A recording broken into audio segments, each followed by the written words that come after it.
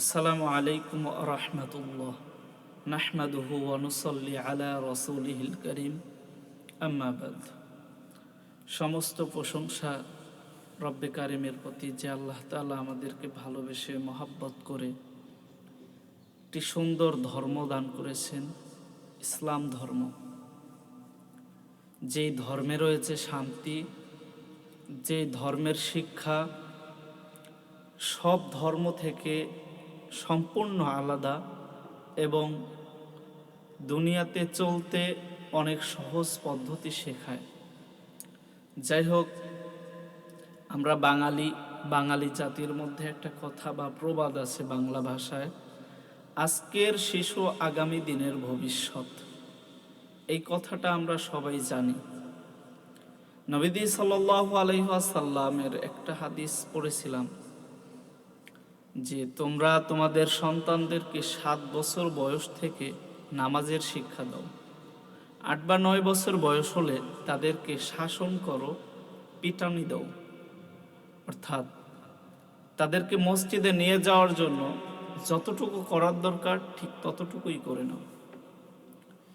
এই কথাটা কতটুকু যে গুরুত্বপূর্ণ একটা কথা, যদি এই হাদিসের ওপর কেউ আমল করতে পারে, এই নামাজের শিক্ষা থেকেই যদি কোনো সন্তানকে মসজিদমুখী বানাইতে পারে, তাহলে আমাদের বাংলা ভাষাভাষীর যেই প্রবাদ বাক্যটা আছে, আজকের শিশু আগামী দিনের ভবিষ্যৎ, সেটা বাস্তবায়ন করা একদমই সহজ এবং সফল হবে ইনশাআল্লাহ।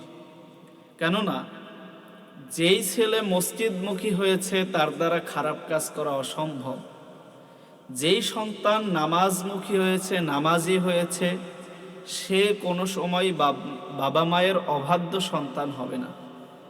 যেই সন্তান মসজিদে গিয়ে কোরআন শিক্ষা করেছে, সেই সন্তান কোনো সময় গাঞ্জার প্যাকেট হাতে নেবে না, মদের বোতলটা হাতে নেবে না।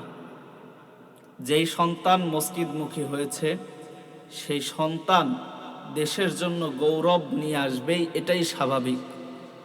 আপনারা কিছুদিন ধরে একটা ভাইরাল ভিডিও দেখছেন যে একটা ট্রাক পানির মধ্যে আটকা পড়েছে, রাস্তার ভিতর দিয়ে যাচ্ছে না, যেতে পারছে না।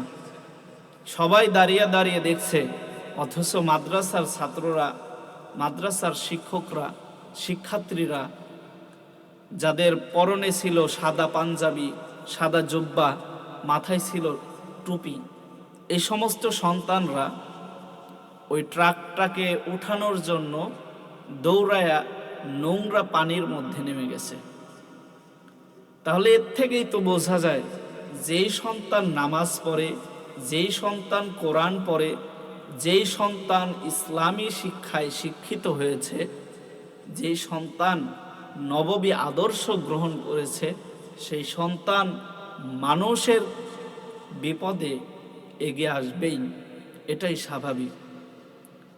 কোরআন এবং সুন্নাহ আমাদেরকে দেশ গড়ার শিক্ষা দিয়েছে, আমাদেরকে সমাজ গড়ার শিক্ষা দিয়েছে, আমাদেরকে একজন পরিপক্ক আলেম, একজন পরিপক্ক মানুষ হিসেবে গড়ে তোলার শিক্ষা দিয়েছে।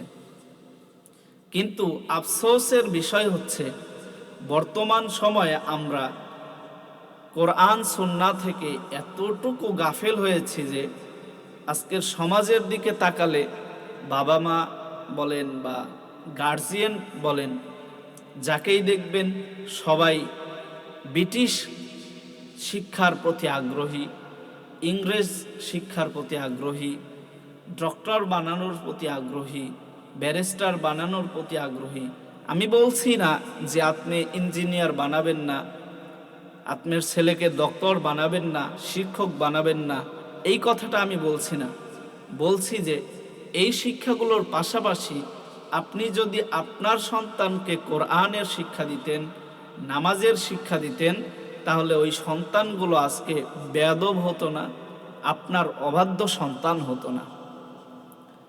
এই জন্য বলি মুসলমান ভাই এবং যারা শুনছেন সকলকে, যে আপনার সন্তানকে যখন 7 বছর বয়স হয়ে যায় তখন থেকেই আপনি নামাজের শিক্ষা দেন, কোরআনের শিক্ষা দেন, এই হাদিসের উপর আমল করেন, দেখবেন আপনার সন্তান আপনার বাধ্যগত সন্তান হিসেবে গড়ে উঠবে।